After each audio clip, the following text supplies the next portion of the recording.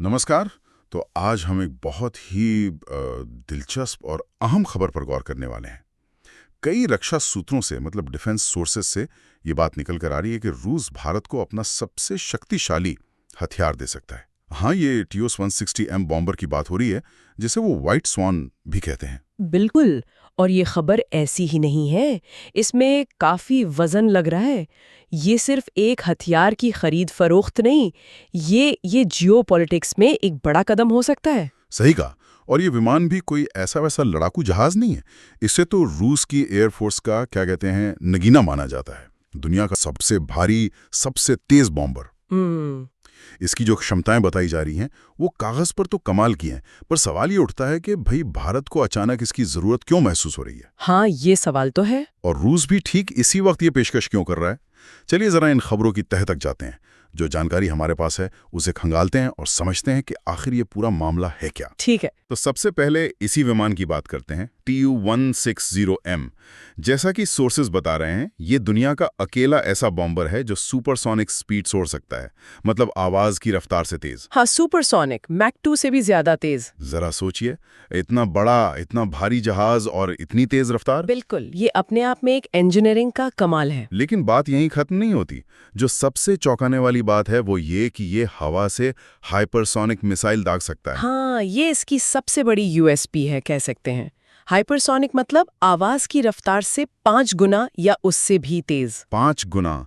तो मतलब आज के जो एयर डिफेंस सिस्टम हैं उनके लिए तो इसे रोकना लगभग नामुमकिन होगा। हाँ, बिल्कुल। यही इसे इतना खतरनाक बनाता है।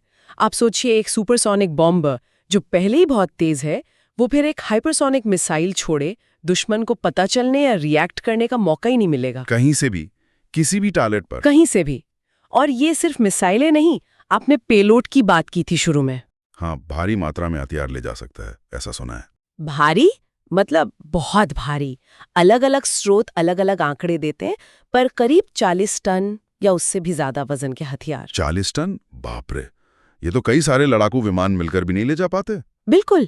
इसमें आप पारंपरिक बम डालिए, परमाणु बम डालिए, लंबी दूरी की क्रूज मिसाइलें और अब ये हाइपरसोनिक मिसाइलें भी। तो ये सच में एक स्ट्रेटेजिक वेपन है, मतलब जो अकेले ही जंग का पासा पलट सकता है। लेकिन फिर वही सवाल घूम फिर कर आता है, भारत के पास राफेल हैं, Su-30MKI जैसे शक्तिशाली विमान है, तो फिर इतने बड़े, इतने महंगे बॉम्बर की जरूरत क्यों? क्या ये सिर्फ चीन का डर है?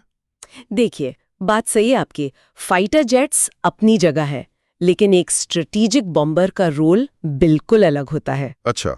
हाँ, सॉसेज में साफ साफ गलवान वाली घटना का जिक्र है। याद है जब तनाव बहुत बढ़ गया था? हाँ बिल्कुल। उस वक्त चीन ने क्या किया? अपने H-6 बॉम्बर्स, जो न्यूक्लियर वेपन ले जा सकते हैं लंबी दूरी तक, वो भारत की सीमा के पास तैनात कर दिए थे। हाँ, ये खबर आई थी। भले ही बाद में हटा लिए, लेकिन उसने भारत के रणनीतिकारों को एक मैसेज दे दिया। क्या मैसेज? मैसेज ये कि देखो, हमारे पास तुम्हारे अंदरूनी इलाकों तक मार करने की क्षमता है। क्या तुम्हारे पास है जवाब देने के लिए? अच्छा, तो भारत के पास ऐसा कोई जवाब नहीं था? Su-30MKI बहुत काबिल विमान है, लंबी दूरी तक जा भी सकता है, पर वो एक स्ट्रेटेजिक बॉम्बर नहीं है। उसकी रेंज, उसका पेलोड, वो सब लिमिटेड है चीन के बॉम्बर के मुकाबले। वो चीन के अंदर बहुत गहराई तक जाके हमला करने के लिए नहीं बना है। समझ गया। इसीलिए अब जो खबरें आ रही हैं वो यही इशारा कर रही हैं कि इंडियन एयरफोर्स अब सीरियसली लंबी दूरी के बॉम्बर के ऑप्शंस देख रही है। एक ऐसा विमान जो सिर्फ डराने के लिए ना हो, बल्कि जरूरत पड़ने पर दुश्मन के घर में घुसकर मार सके। तो फिर ऑप्शंस क्या हैं? सोर्सेज कुछ बताते हैं इस बारे में? हाँ, मोटे तौर पर 2 बड़े नाम सामने आ रहे हैं। एक तो अमेरिका का B-1B लैंसर। B-1B, वो भी सुपरसोनिक है शायद। हाँ, वो भी सुपरसोनिक है और काफी एडवांस्ड माना जाता है। अमेरिकन एयरफोर्स उसे खूब इस्तेमाल करती है।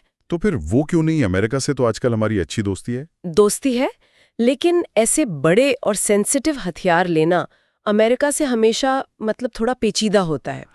एक तो उनकी अपनी लंबी चौड़ी प्रक्रियाएं हैं, कांग्रेस की मंजूरी चाहिए होती है। हाँ, वो तो है। फिर कई तरह की शर्तें भी लग सकती हैं।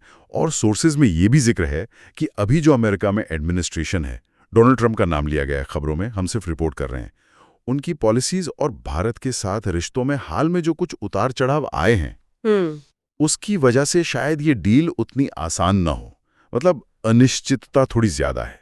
अच्छा, तो मतलब अमेरिकी ऑप्शन थोड़ा मुश्किल लग रहा है और यहीं पर रूस का ऑफर TU-160M तस्वीर में आता है। बिल्कुल, रूस इसी मौके का फायदा उठाना चाह रहा है ऐसा लगता है।